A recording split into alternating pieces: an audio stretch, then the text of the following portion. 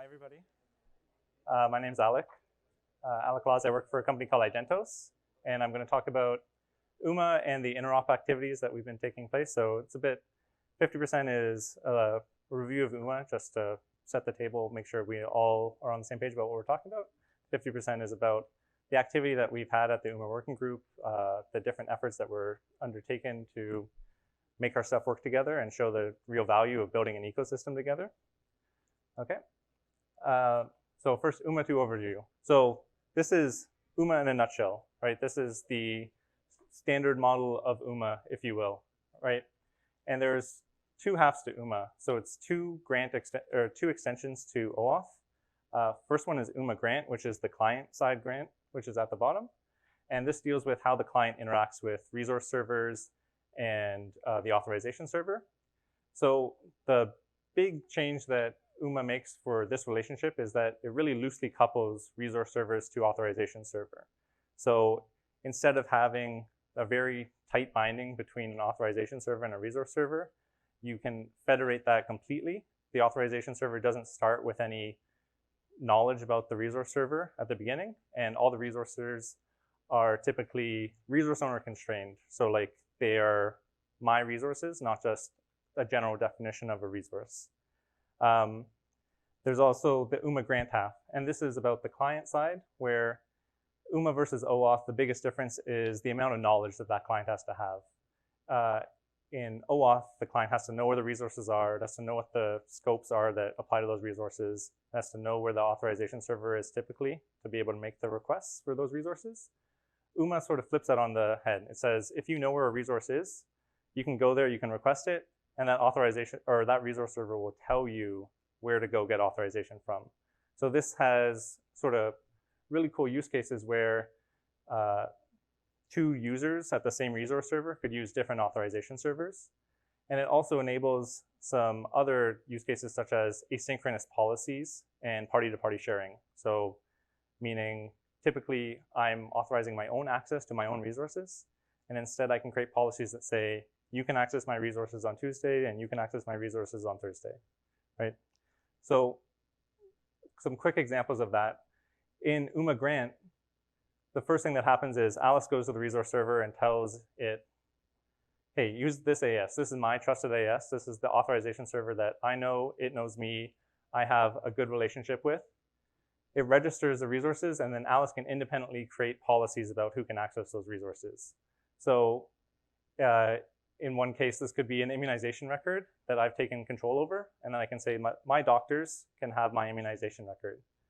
And then later on, that doctor can independently request my resource, prove who they are, and get access without me being involved at the time of access. So it's a little bit of a shift from having to be present at the time and having just one resource owner to having two parties, a party-to-party model where my resources, I have control over how I delegate them out to other people, right? On the UMA Fedz side, I touched on this briefly, but that one resource server can be protected by many, many authorization servers. The idea being that Alice trusts this authorization server, it knows her identity, it has a way for her to log in, and Bob maybe uses this other authorization server because he doesn't trust the same one that Alice trusts. And the result is that it's really bringing privacy and user choice back into the equation, where previously that resource server would have an existing relationship with that authorization server. Typically, you would have to have an account with that authorization server to grant access just to myself. And this is changing it to say, my resources are where they are. I don't really control that particular aspect of the situation, but I can control who is issuing my tokens, who is controlling authorization to my resources. So I'm going to show a quick 5-minute demo video, which is prepared by Eve and the people at ForgeRock, which sort of show this in action. It shows a resource owner using one authorization server to manage resources in health, financial, government, and insurance, and delegating access to a third party that isn't the resource owner. So it's giving access to somebody else to come along, prove who they are, and get access to my data, even though that I'm not present at the time.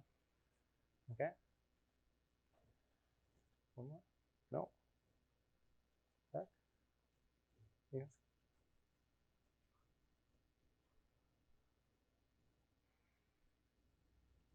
This is a functional demonstration of one way user-managed access can be applied.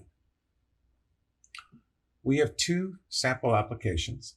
The first one here is for the resource owner, and we're logged in as a user, Danny Crane. Danny has a number of resources, and he's currently sharing those resources with a number of people. The second application is for the requesting party. We're logged in as Barb Jensen. B. Jensen currently does not have any resources shared to her. From the resource owner application, we can review the resources that D. Crane currently has. We'll take a look at the insurance claim. We have metadata up at the top about the resource. We've got the allowed scopes, what users, requesting parties currently have access, and then their associated scopes. We can also look at not only the resources, but the people. Who has access to what resources? So in this diagram, we have objects at the top that represent the requesting parties, and then links to the resources that that particular requesting party has access to. And the link has information regarding the scopes that that requesting party has to that particular resource. Back to our requesting party application called Secure Access. Since Barb Jensen doesn't currently have any resources that have been shared to her, we're going to go off and discover some. We're going to discover what Danny has available.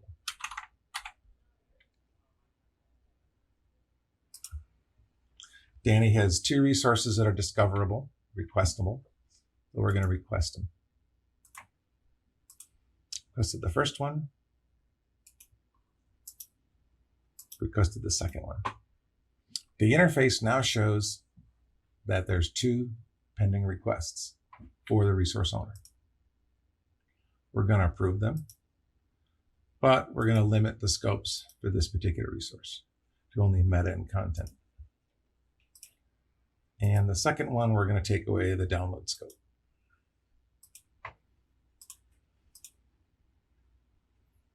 To go to our people view, we can see that Barb Jensen has access to one resource with print, meta, and content, and another resource with meta and content. We've decided that we want to give another resource to Barb Jensen, so we're going to give that from the resource owner's perspective. We're going to pick the patient record. We can say share with, pick our user, Barbara Jensen, and we'll give it all the scopes. If we go back to our people view, we now see Barb Jensen has access to 3 resources. We go back to the requesting party application and we notice that we now have 3 resources that we have access to. We have access to the permit, the patient record, and tax information. We look at the first resource. We can see the metadata, the content. There's a few buttons here, but they're not active. This application is being driven by the scopes, so we don't have the ability to print, download, or edit. We take a look at another one, retirement savings resource. We have the print button enabled because we have the scope for that. And the last one, we have all possible, so we can do print and download.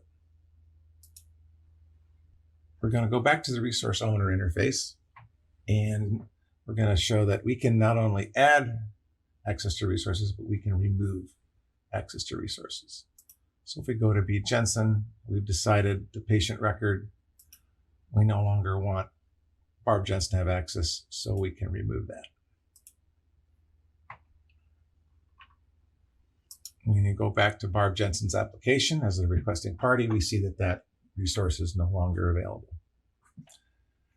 We also have the ability for the requesting party to remove their own access.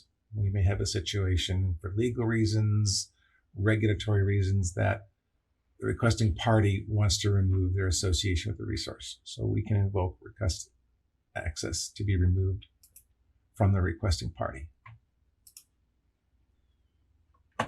And now Barb Jensen has only access to one resource.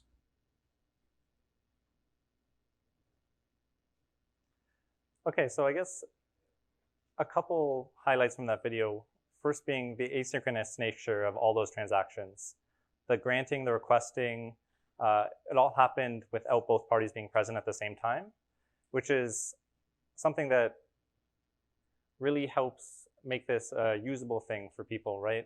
I can set my policies up, and they don't have to be to a specific person. It could be a role, it could be a provider. Whatever that policy is, I'm in control of it. And the other thing to highlight is that those 4 resource servers are in totally different verticals, but I get a sort of integrated view of all of my data, where it is, and where it's being shared, right? So although that was sort of an art of the possible demonstration, and the user experience, we can make it a lot better. It's really about showing the capabilities of UMA and what that gives back to the user, back to the citizen who's trying to manage their data and their resource. So shifting into more of the interop side of this, this is sort of the growth and adoption of UMA over time. Version 1 happened 2015, 8 known implementations 2 years later. Version 2 was released January 2018, and there's already 8 that support V2 and 14 total implementations now. And I think it's important to say that half of those implementations have commercial support or a product that you can buy. There's a huge focus on healthcare in the enterprise, just solving some of the enterprise access management problems in a different way. And also government to consumer is like something that a lot of the implementers are focusing on, right? So these are the known implementations and these are the most active known implementations, I would say. And they're sort of target verticals, right? ForgeRock, Glue, sort of the leaders in getting this implemented and developing the standard. And you can see that out of those, almost half of them are about healthcare, right? Because within healthcare, it's really about shifting the conversation about me being told how to manage my health and me having the ability to manage it myself, right?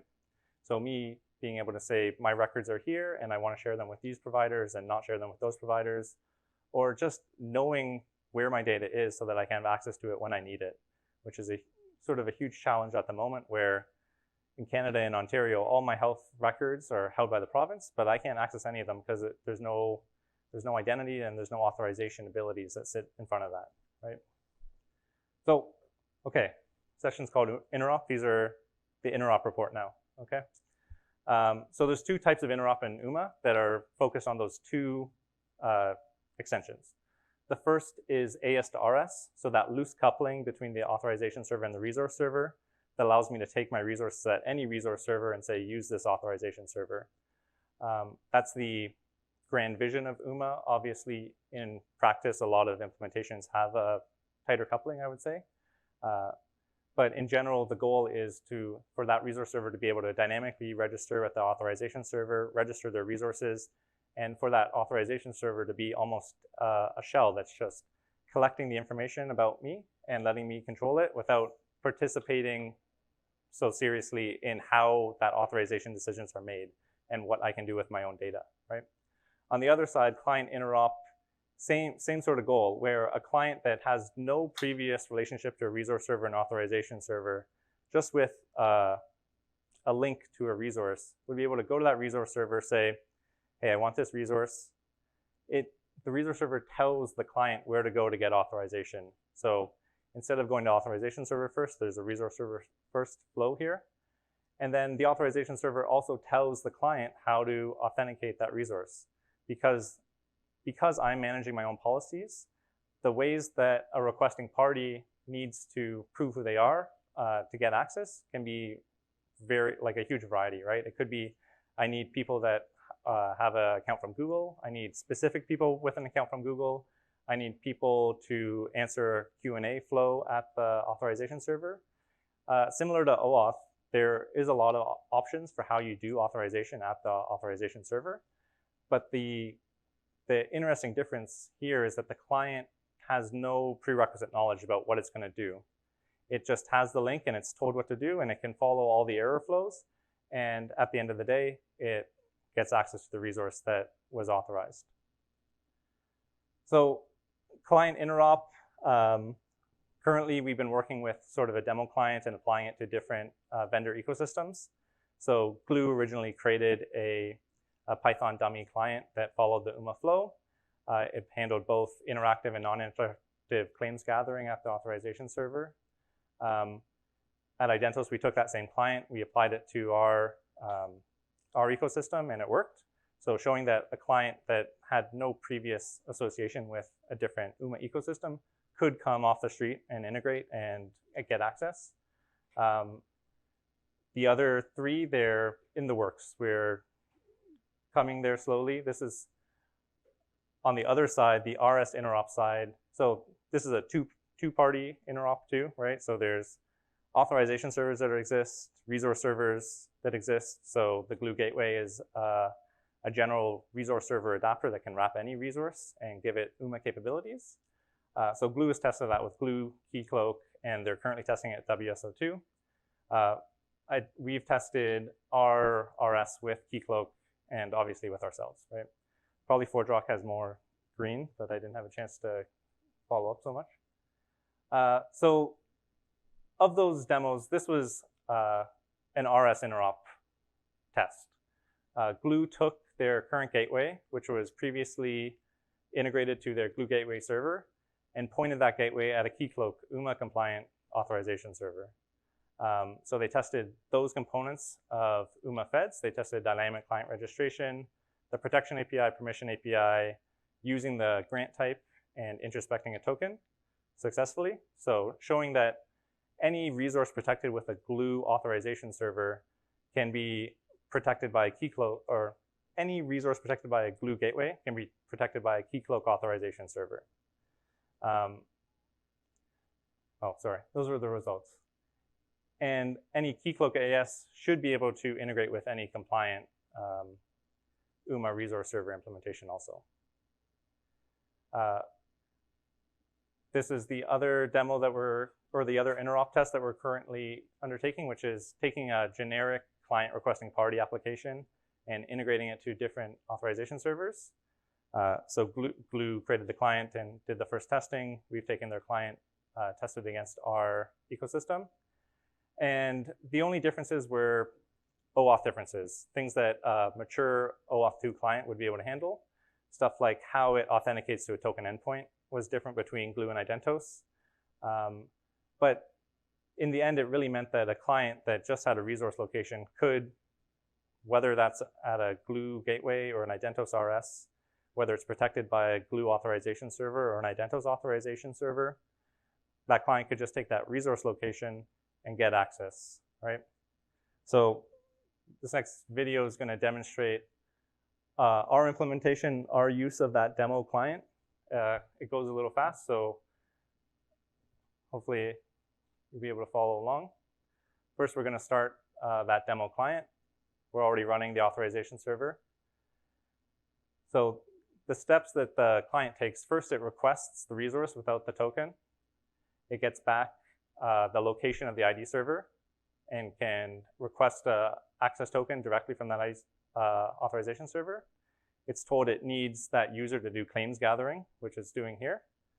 This is our management interface for the authorization server. It's actually a mobile application where the user manages their access to data.